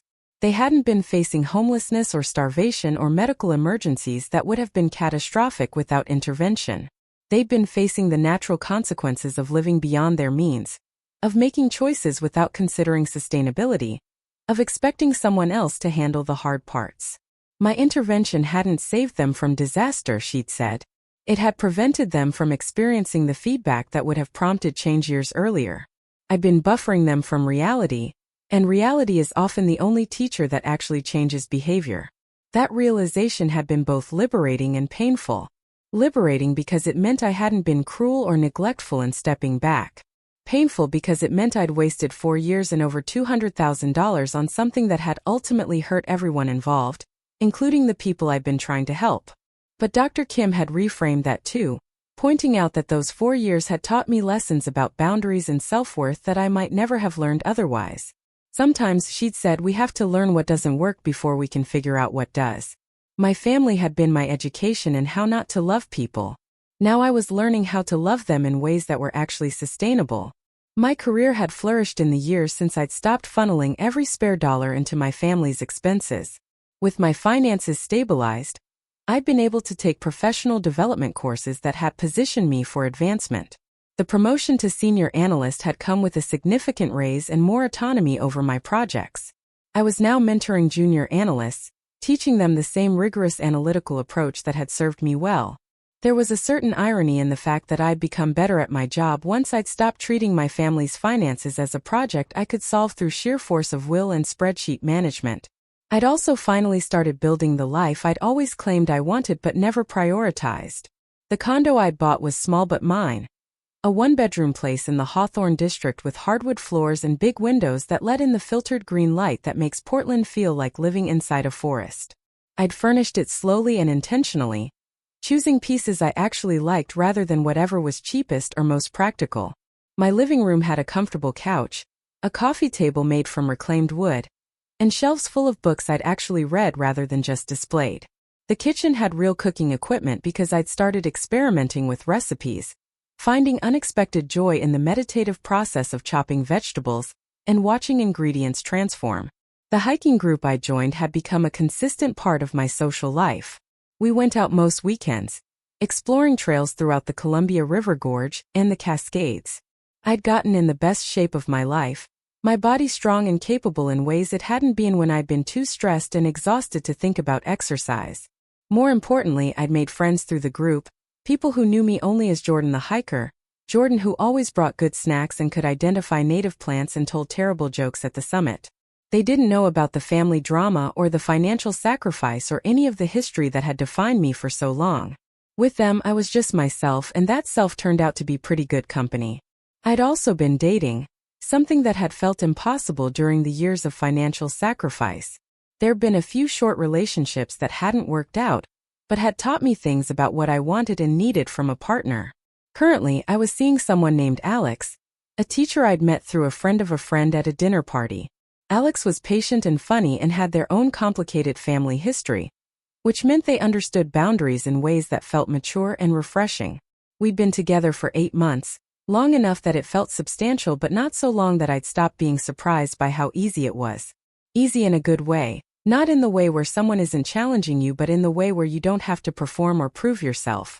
Alex had met my family once briefly at a casual lunch, and had later commented that we all seemed to be trying really hard to be normal with each other. The observation was accurate and perceptive. The relationship with Alex had also highlighted how much I'd changed in my understanding of what love should look like. In the early weeks of dating, I'd found myself slipping into old patterns, overgiving and over-accommodating, trying to anticipate Alex's needs before they'd even articulated them. But Alex had gently pushed back, pointing out that they didn't need me to fix their problems or manage their emotions or sacrifice my own preferences to make them happy. They wanted partnership, not caretaking. The distinction had been startling because I'd spent so much of my life conflating the two. Learning to receive as much as I gave, to state my needs clearly, to trust that someone could love me without me having to earn it through constant service. These were skills I was still developing, but they were getting stronger. My relationship with Kyle had evolved in unexpected ways. After he'd moved into the apartment with roommates and started the tech support job, he'd gone through what seemed like a genuine transformation. The work was boring, he'd admitted during one of our occasional coffee meetups, but it was stable and it paid the bills and it had forced him to develop discipline he'd never needed before. More significantly, his girlfriend Rebecca had expectations. She wasn't interested in supporting someone with big dreams and no follow-through. She wanted a partner who showed up, who contributed, who did the unglamorous work of building a real life. Kyle had risen to meet those expectations in ways he'd never risen to meet our parents' much lower bar. During one particularly memorable conversation about 6 months ago, Kyle had apologized to me directly for his role in the family dynamics.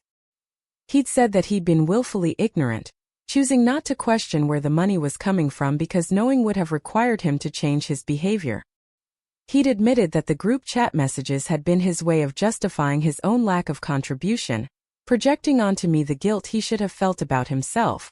The apology had been uncomfortable and earnest, and I'd accepted it while also acknowledging that we'd both been trapped in roles our family had assigned us.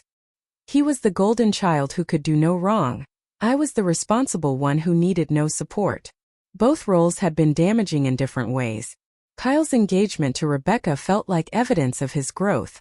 She was a software engineer, practical and direct, with no patience for the kind of charm-based manipulation that had always worked for Kyle with our parents.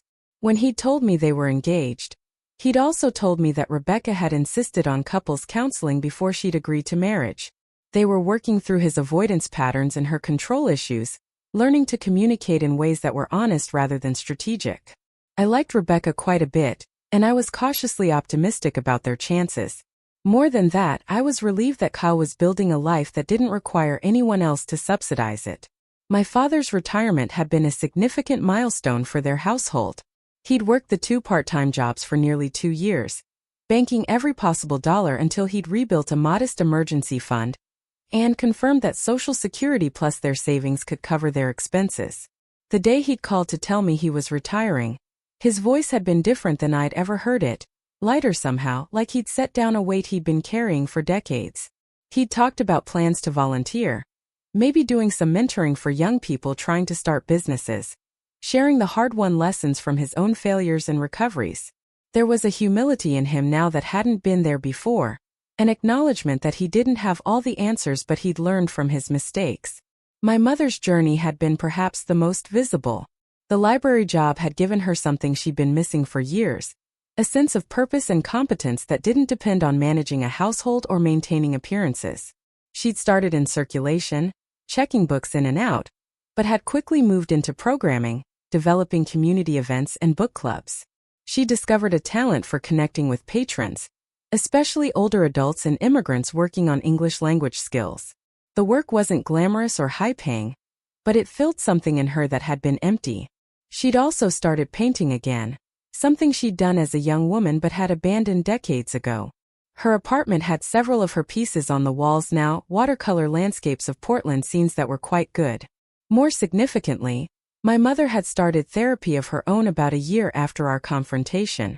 She'd never talked about it explicitly, but I'd seen the changes in how she communicated, how she took responsibility for her feelings rather than expecting others to manage them.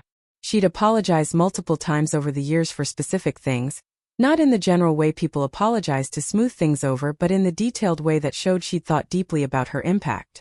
She'd apologize for making her medical needs my responsibility without asking if I could handle it.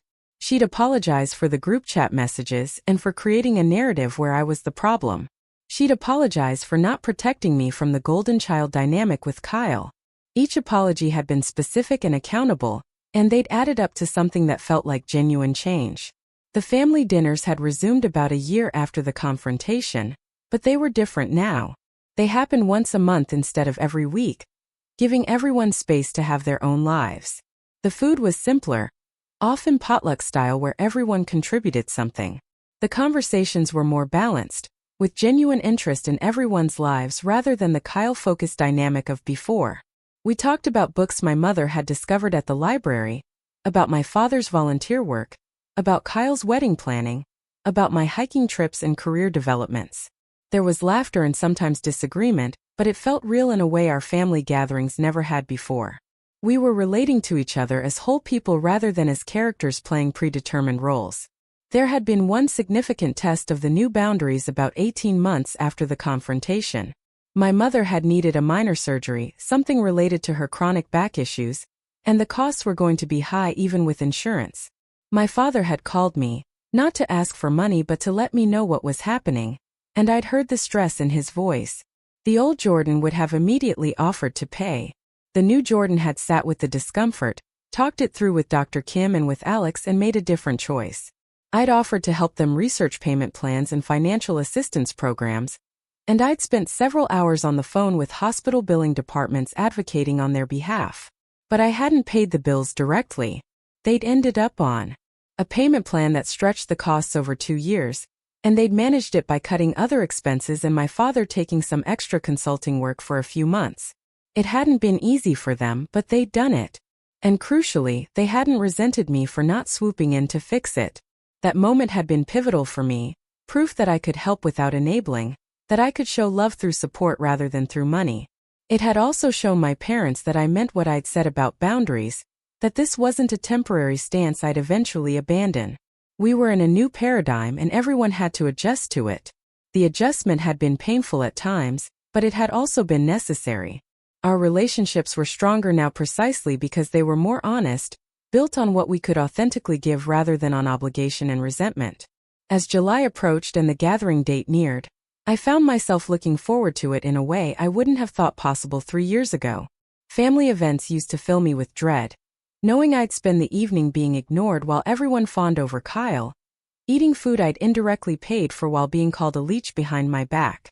Now I was genuinely curious about Kyle's engagement, happy to celebrate my parents' stability, and pleased that my own achievements were being acknowledged. I picked out a dessert recipe I'd been wanting to try, a lemon tart with fresh berries, and spent a Saturday afternoon making it with care. The evening of the gathering was warm and clear, one of those perfect Portland summer nights where the air is soft and golden, and the whole city seems to exhale in relief after months of rain. I drove to my parents' apartment with the tart carefully secured in a carrier, Alex in the passenger seat.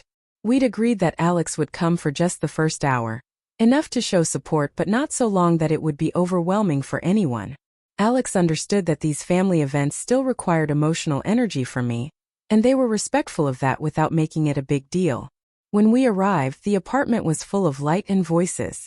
My parents had set up their small balcony with string lights and folding chairs, expanding their limited space to accommodate everyone. Kyle and Rebecca were already there. Rebecca showing my mother her engagement ring, while Kyle helped my father arrange plates and glasses. The scene was so normal, so warmly domestic, that I had to pause for a moment to absorb it. This was my family, imperfect, still learning but trying. And I was part of it, not as the invisible support system but as an actual member with my own life and my own value. My mother saw me first and came over with a smile that seemed genuinely glad. She hugged me and greeted Alex warmly, thanking us both for coming. My father called out a hello from the kitchen, asking if I'd brought the dessert he'd heard about. Kyle and Rebecca came over to say hi, Rebecca giving me a quick hug, and whispering that she'd heard a lot about me, and was grateful for my advice when she'd been nervous about the engagement.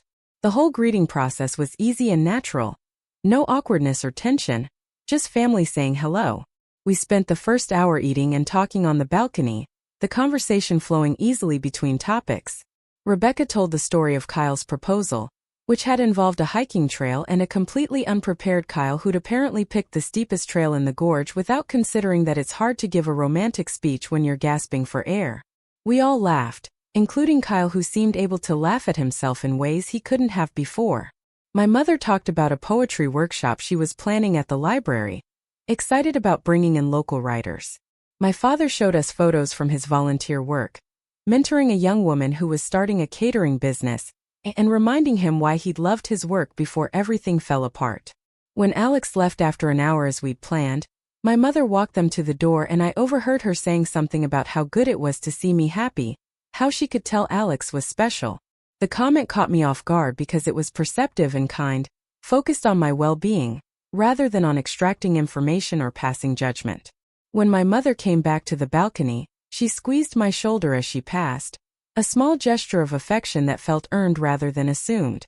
After we'd finished eating, my father asked if he could say something to the group. He stood up, looking slightly nervous, and pulled out a piece of paper from his pocket. He said he'd written some things down because he wanted to get them right. Then he began what was essentially a speech, thanking everyone for coming and acknowledging what he called the family's season of growth. He talked about how close they'd come to losing everything, financially and relationally. He talked about the hard lessons they'd learned about living within their means and taking responsibility. He acknowledged that those lessons had come at a cost, that people had been hurt in the process of learning them, and that he regretted the pain even while recognizing the necessity. Then he turned to me specifically. He said that he owed me an acknowledgement that was long overdue. He said that I had supported the family for years without recognition, and that instead of being grateful, they'd convinced themselves I was the problem. He said that what I'd done, cutting off that support and forcing them to stand on their own, had been the hardest and kindest thing anyone had ever done for them. He said he was proud of the person I'd become, not despite setting boundaries but because of it. He said he hoped I knew that I was valued and loved, not for what I could give but for who I was. His voice cracked on the last sentence and I saw tears in his eyes. The speech was unexpected and overwhelming. I felt my own eyes welling up, emotion rising in my throat. Around the balcony, everyone was quiet. My mother was crying openly. Kyle was staring at his hands. Rebecca was watching me with an expression of understanding. I didn't know what to say, so I just stood up and hugged my father. He held on tight, and I felt years of complication and hurt and love all tangled together in that embrace. When we finally separated, he looked at me and said simply, "Thank you." I nodded, not trusting my voice, and sat back down. The evening continued after that moment, the mood lighter somehow, like something heavy had been acknowledged and released. We cut into the lemon tart, which turned out perfectly, the crust crisp and the filling bright and tangy. My mother made coffee and we sat around talking about nothing important, just the comfortable conversation of people who know each other well and don't need to prove anything. Kyle and Rebecca told us about their wedding plans, a small ceremony in a garden with just immediate family and close friends. They asked if I'd be willing to do a reading during the ceremony, and I said yes without hesitation. My mother showed me photos of her latest paintings. My father told a funny story about one of his mentor who tried to start a business without a business plan and had to be talked through basic accounting. As the evening wound down and the sky darkened to deep blue, I found myself sitting next to my mother while the others were inside getting more coffee. She asked me how I was really doing, not in the perfunctory way but with genuine curiosity. I told her about my life, about the promotion and the hiking and the relationship with Alex. I told her about therapy and what I'd learned about boundaries and self-worth. She listened without interrupting, and when I finished, she said something I didn't expect. She said that watching me build a life that was genuinely mine had taught her things about herself, about how much she'd been living for others' approval rather than for her own sense of purpose. She said that my courage to walk away had given her courage to examine her own patterns and make changes. We sat there in comfortable silence for a moment, and then I asked her something I'd been wondering. I asked if she ever resented me for cutting them off, if there were times when she was angry about the financial struggles that followed. She considered the question carefully before answering. She said there had been anger at first, and fear, and a sense of betrayal. But underneath those feelings had been something else, a recognition that they'd been living unsustainably, and that I'd been enabling that unsustainability out of my own fear of disappointing them. She said that the resentment had faded as she'd watched my father go back to work, watched Kyle become an actual adult, watched herself discover capabilities she'd forgotten she had. She said that the struggles had been hard but they'd also been necessary, and she wouldn't undo them even if she could. Her answer was honest in a way my mother's answers rarely were, and I appreciated it deeply.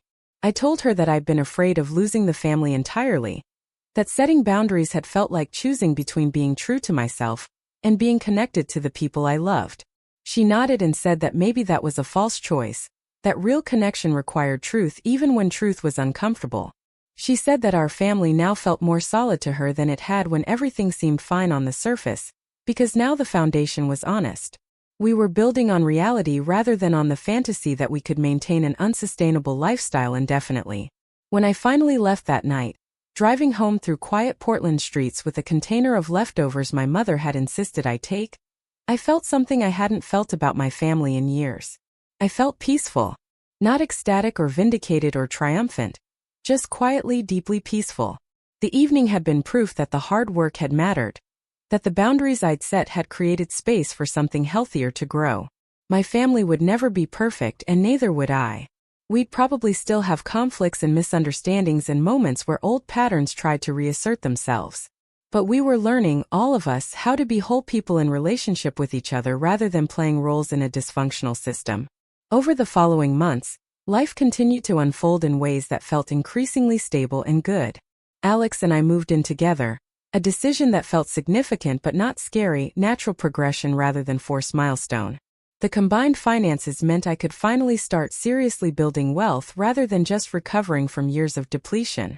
I increased my retirement contributions even further and started investing in index funds, thinking about long-term security in ways I hadn't been able to when every spare dollar was spoken for. Work continued to go well, with increasing responsibility and respect from colleagues and clients. The hiking group planned a backpacking trip through the Three Sisters Wilderness, and I spent weeks preparing gear and training, excited about pushing my limits in new ways.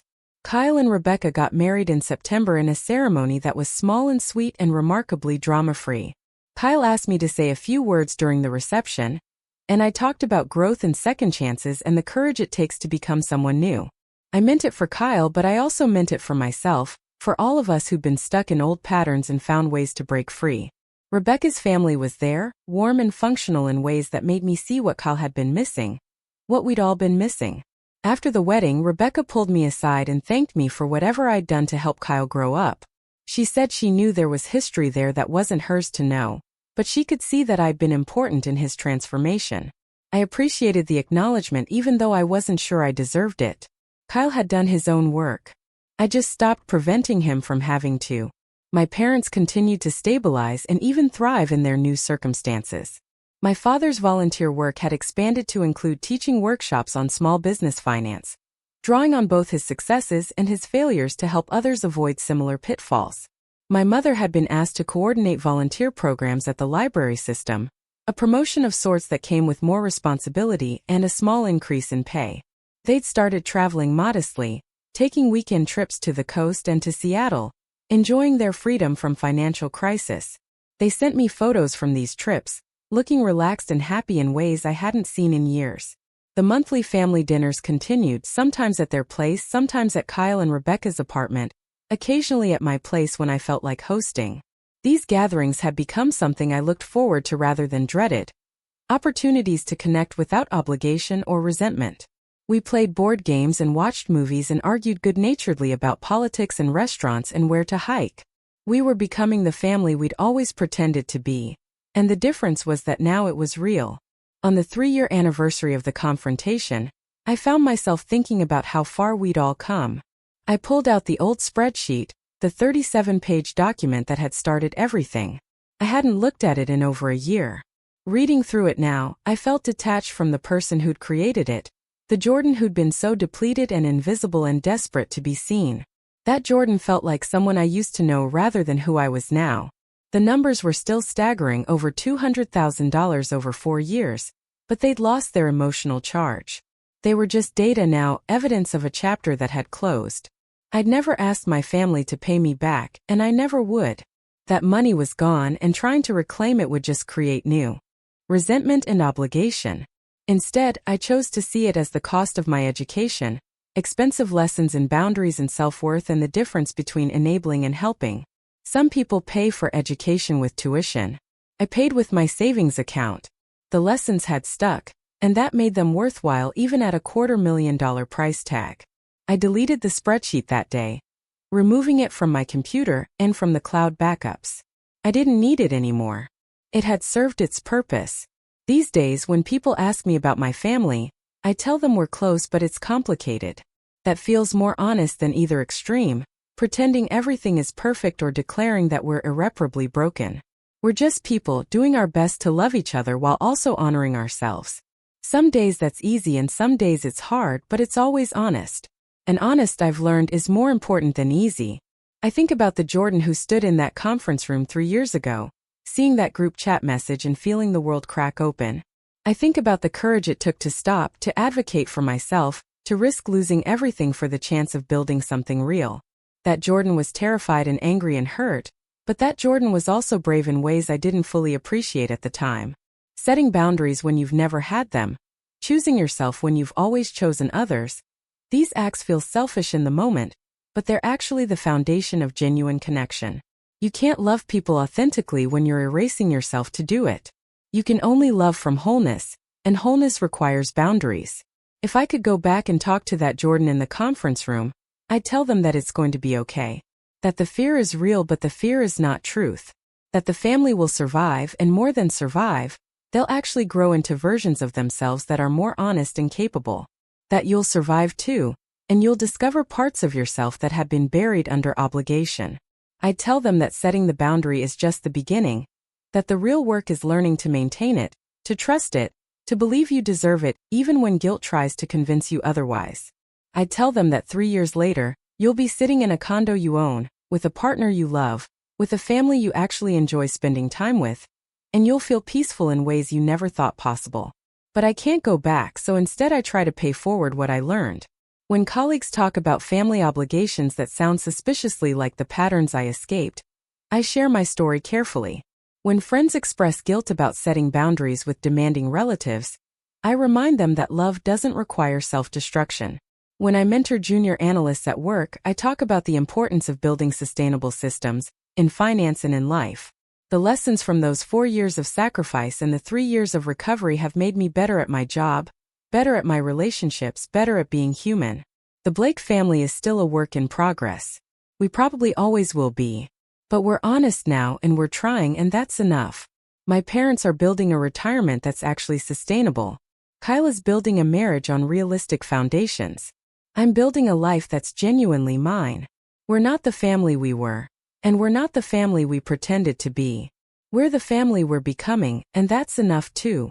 Sometimes on clear evenings I stand on my balcony and look out at Mt. Hood in the distance. That permanent presence on Portland's eastern horizon. The mountain looks different depending on light and season and weather, but it's always there, solid and real. That's how I think about my transformation now. The person I was is still part of who I am, but I'm not defined by that anymore. I'm defined by the choices I continue to make, the boundaries I continue to maintain, the life I continue to build. And when guilt tries to tell me I should have done more, should have given more, should have been less selfish, I remind myself of what I know now. That the most selfish thing I ever did was sacrifice myself for people who couldn't see me. The most generous thing I ever did was stop. Up next, you've got 2 more standout stories right on your screen. If this one hit the mark, you won't want to pass these up. Just click and check them out.